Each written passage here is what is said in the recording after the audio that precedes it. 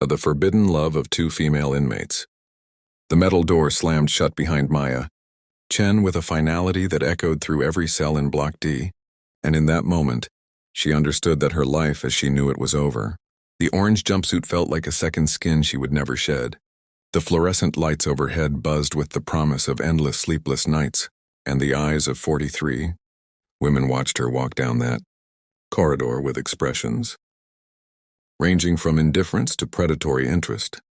She was 26 years old, a former pediatric nurse who had made one terrible mistake while drowning in grief after her mother's death, and now she would spend the next 8 years in this concrete tomb where hope came to die.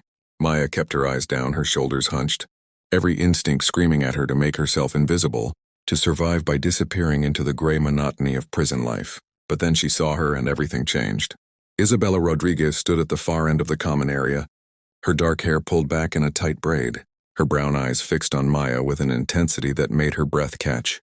There was something in that gaze that cut through all the noise and chaos and fear, something that looked almost like recognition, as if Isabella had been waiting for Maya without knowing she was coming. Isabella was 31, with a scar that ran from her left temple to her jawline and hands that told stories of violence. Maya couldn't yet read, but in that first moment of eye contact, Maya felt something she thought she had lost forever when those prison gates closed behind her. She felt seen, not judged, not assessed for weakness or exploitation, but truly seen in a way that made her heart hammer against her ribs like it was trying to escape the cage of her body, just as desperately as she wanted to. Escape these walls. The first few weeks passed in a blur of survival, tactics and unwritten rules that Maya learned through observation and occasional brutal correction. She learned which guards could be trusted and which ones enjoyed their power a little too much. She learned that the showers were the most dangerous place in the facility, and that silence was sometimes the only armor you had. She learned that friendship in prison was a currency more valuable than cigarettes or commissary items, and that showing weakness could get you destroyed. But through it all, she felt Isabella's presence like a distant star, something fixed and steady in an otherwise chaotic universe. They didn't speak for 3 weeks, but Maya would catch Isabella watching her during meals, during yard time, during the endless hours in the common room, where women played cards or watched television, or simply stared at walls and counted down the days until freedom. And Maya found herself watching back, studying the way Isabella moved through the prison like someone who had made peace with her circumstances while refusing to be broken by them. Their first real conversation happened in the library, a small room tucked away on the second floor that most inmates avoided because reading required a kind of mental escape that felt more painful than the physical confinement. Maya had found solace there, losing herself in novels about other lives, other worlds, other possibilities. She was reading a worn copy of a poetry collection when Isabella slid into the chair across from her, moving with a quiet grace that seemed impossible in a place designed to strip away all beauty and dignity. Isabella didn't ask permission, didn't offer explanation. She simply opened a book of her own and began to read, and they sat there together in silence for 45 minutes before Isabella finally spoke. Her voice was low and rough, like honey mixed with gravel, and she said just 6 words that would change everything between them. She said, "I see you trying to disappear." And Maya felt tears spring to her eyes because no one had truly seen her in so long. Not since before her mother died. Not since before the pills and the desperation and the choice that had landed her here. Maya looked up at Isabella, really looked at her for the first time at close range, and saw something reflected in those dark eyes that terrified and thrilled her in equal measure. She saw the possibility of connection in a place designed to isolate, the chance for tenderness in an environment built on brutality, the hope of love in the last place on earth anyone expected to find it. They began meeting in the library every Tuesday and Thursday afternoon, and those hours became the axis around which Maya's entire world revolved. They talked about everything and nothing, sharing stories from their lives before, carefully constructing the architecture of who they had been when they still had choices and freedom, and futures that extended beyond prison walls. Isabella had been a tattoo artist in Los Angeles, a single mother to a daughter who was now being raised by Isabella's sister, a woman who had killed her abusive ex-husband in self-defense but whose court-appointed lawyer had failed to adequately prove the years of torture she had endured. Maya listened to Isabella's story with her whole body, feeling the weight of injustice settle into her bones, understanding that prison was full of women whose crimes were desperate acts of survival rather than calculated evil. And when Maya shared her own story, the grief-fueled addiction that led her to steal prescription medication from the hospital where she worked, the moment of weakness that cost her everything she had built, Isabella didn't offer empty platitudes or judgment. She simply reached across the table and placed her hand over Maya's, and that touch was like lightning and salvation all at once. The first time they kissed, they were in a supply closet on the 3rd floor that Isabella had somehow acquired a key for, and Maya's heart was beating so hard she thought it might shatter her ribs. Isabella's hands were gentle despite their scarred roughness, cradling Maya's face like she was something precious and fragile, and when their lips met, Maya felt the entire world narrow down to this single point of connection. She had never kissed a woman before, had never allowed herself to explore these feelings that had flickered at the edges of her consciousness her whole life, always pushing them down, always choosing the safe and expected path. But there was nothing safe about this, nothing expected about falling in love in a maximum security women's prison where same-sex relationships were technically against the rules but were as common as the cockroaches that scuttled through the walls at night. The danger wasn't in the act itself, but in the vulnerability it created. The way loving someone gave the universe a weapon to use against you. In prison, every connection was a liability, every relationship a potential source of pain, and loving someone as deeply as Maya was beginning to love Isabella was perhaps the most dangerous thing she could do. They became experts at stolen moments and careful subterfuge, learning the blind spots in the security cameras, memorizing the guard rotation schedules, developing a wordless language of glances and gestures that allowed them to communicate across crowded rooms without detection. Maya would feel Isabella's eyes on her during dinner and know exactly what she was thinking, would catch a subtle nod during yard time and understand it was safe to meet later. Their relationship existed in the spaces between official surveillance, in the shadows and corners where the prison's panoptic gaze couldn't quite reach.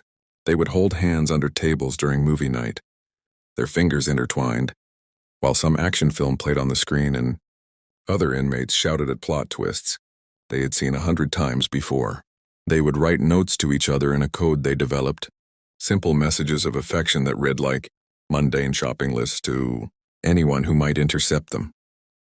And in those rare moments when they could be truly alone, they would hold each other like drowning people clinging to driftwood, sharing warmth and tenderness in an environment engineered to drain both away.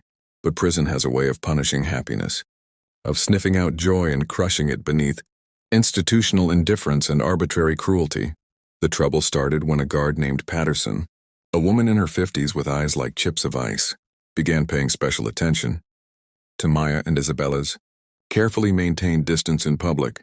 Patterson was the type who believed that prisoners deserved nothing but punishment, that any comfort or connection was an affront to justice itself, and she watched them with the patient attention of a predator waiting for prey to make a mistake. One evening during count, Patterson assigned Maya and Isabella to the same cleaning detail, a task that required them to scrub the shower room floor while other inmates were at recreation. It was a trap and they both knew it, but refusing would have raised even more suspicion. They worked in careful silence, maintaining appropriate distance, focusing on the grimy tiles beneath their brushes, while hyper-aware of Patterson watching from the doorway. But human nature is cruel, and when Isabella slipped on the wet floor and Maya instinctively reached out to steady her, their hands touching for just a fraction of a second too long, Patterson's smile was triumphant and vicious. The punishment was swift and designed for maximum pain.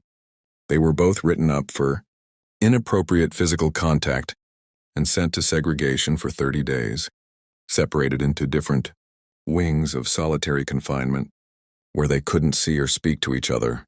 Maya had heard stories about solitary, about how the isolation could break your mind faster than any physical torture, but nothing prepared her for the reality of 23 hours a day, alone in a concrete box barely larger than a coffin standing upright. The silence was oppressive, broken only by the occasional scream from another inmate losing their grip on sanity, and the walls seemed to press in closer with each passing hour. Maya spent those 30 days reliving every moment she had shared with Isabella, clinging to the memories like lifelines, terrified that when they were finally released back into general population, something fundamental between them would have been broken by the separation. She wondered if Isabella was strong enough to survive this, if the trauma would make her retreat into protective numbness, if the love they had, built in secret, would prove too fragile to withstand institutional punishment. When Maya was finally released from solitary, she emerged blinking into the harsh, fluorescent light of the corridor like a creature crawling up from the depths of the ocean, her skin pale and her eyes hollow with sleeplessness. She was escorted back to her cell by a guard who avoided eye contact, as if Maya's month of isolation had made her somehow contagious with suffering.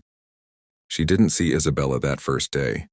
Didn't see her during meals or yard time or any of the usual circulations where their paths would cross, and terror began to build in Maya's chest like a living thing with claws and teeth. She imagined Isabella broken, imagined her choosing safety over connection, imagined that she had decided Maya wasn't worth the risk of further punishment. But then, on her third night back, Maya found a note tucked into her pillowcase, written in the code they had developed, and tears streamed down her face as she decoded the message. It said simply, "Library tomorrow. I love you more than freedom." And Maya pressed the paper to her chest and sobbed with relief and fear and overwhelming gratitude that this thing between them had somehow survived. They were more careful after that, maintaining even greater distance in public, limiting their meetings to once a week, in the library where they could at least be in the same room without arousing suspicion. The separation was agony, like breathing through a straw when what you needed was great gasping lungfuls of air. But they adapted because the alternative was unthinkable. They learned to communicate in even subtler ways, in the angle of a shoulder during lineup, in the length of a glance across the cafeteria, in the careful placement of library, books that spelled out messages only they could read. And in those rare moments when they could be alone, their connection burned even brighter, for having been nearly extinguished. Every touch and kiss and whispered word weighted with the knowledge of how easily it could all be taken away. If this story has touched your heart, if you believe in love's ability to survive even in the darkest places, please take a moment to like this video and share it with someone who needs to remember that hope exists even behind concrete walls and razor wire. Your engagement helps stories like this reach others who might be struggling, who might need to know that human connection can flourish, even in the most unlikely circumstances. Maya's release date came first, and the approaching freedom she had dreamed about for years now felt like a betrayal and a tragedy. She had 4 months left on her sentence while Isabella still faced 3 more years, and the thought of leaving her behind was unbearable in a way that made Maya's original crime feel small by comparison. They talked about it during their library meetings, trying to plan for a future that seemed impossible from inside these walls. Isabella made Maya promise to live fully on the outside, to rebuild her nursing career, to not waste the freedom that Isabella wouldn't have for years. But Maya couldn't imagine a life that didn't orbit around these Thursday afternoon meetings. Couldn't picture waking up in a bed that wasn't a thin prison mattress without knowing that Isabella was somewhere in the same building, breathing the same recycled air. The countdown to her release became a source of grief rather than celebration, every day bringing her closer to a separation that felt more permanent than death. The night before Maya's release, they managed one final meeting in their secret supply closet, and they held each other in the darkness with a desperation that bordered on violence. Isabella kissed Maya's face, her forehead, her closed eyelids, her cheeks wet with tears, and whispered promises that sounded like prayers. She made Maya swear to wait for her, to not forget these feelings in the overwhelming rush of freedom and normal life, to remember that what they had was real even if the world outside these walls tried to convince her otherwise. Maya promised everything Isabella asked and more, swearing that she would visit every week that visitors were allowed, that she would write every day, that she would build a life on the outside that had room for Isabella when her time finally came. They kissed until their lips were bruised and swollen, touched each other with hands that tried to memorize every curve and edge. And when the first light of dawn began filtering through the small window, they separated with the kind of pain that leaves invisible scars. Maya walked out of that prison on a Tuesday morning with nothing but a bus ticket and the clothes she had worn at her sentencing 8 years earlier, now hanging loose on her frame because prison food and chronic stress had carved away everything soft about her body. She stood on the sidewalk outside those gates and looked back at the building that had been her entire world, knowing Isabella was somewhere inside, and she felt her heart split down the middle like a piece of fruit. But she also felt something else, something that surprised her with its strength and clarity. She felt gratitude for having found love in the last place anyone expected it, for having discovered that her capacity for connection was stronger than any institution's ability to suppress it, for having learned that she was braver and more resilient than she had ever imagined possible. Before we reach the end of this story, if Maya and Isabella's journey moved you, please leave a comment below telling us what love means to you in difficult times. Your words matter and might be exactly what someone else needs to hear today. Maya kept her promises. She visited every week, sitting across from Isabella in the sterile visiting room and holding her hands across the table while guards watched and other inmates' families talked and cried and laughed around them. She rebuilt her life, going through the arduous process of regaining her nursing license, finding a small apartment in the city near the prison, creating a space that would eventually belong to both of them. She wrote letters every single day, long rambling accounts of the ordinary moments that make up freedom, painting pictures of the world Isabella would soon rejoin. And she waited, counting down the days until Isabella's release with the same attention she had once counted down the days of her own sentence. Understanding now that love doesn't calculate costs or measure sacrifices, it simply endures through whatever circumstances try to destroy it. 3 years and 2 months after Maya walked out of those prison gates, she stood in the same spot waiting for Isabella to emerge, holding a bouquet of wildflowers that matched the ones Isabella had described from her childhood in Mexico. And when the gates finally opened and Isabella stepped through them, when they ran toward each other and embraced in the harsh morning sunlight, Maya understood that some loves are worth every punishment society can inflict, worth every sacrifice and every painful day of separation, because they transform us into versions of ourselves we never knew we could become. They had survived the forbidden nature of their love, the institutional forces arrayed against them, the time and distance that should have torn them apart. And they emerged on the other side, still holding on to each other, still believing in the possibility of building a life together in a world that had tried so hard to convince them they didn't deserve one.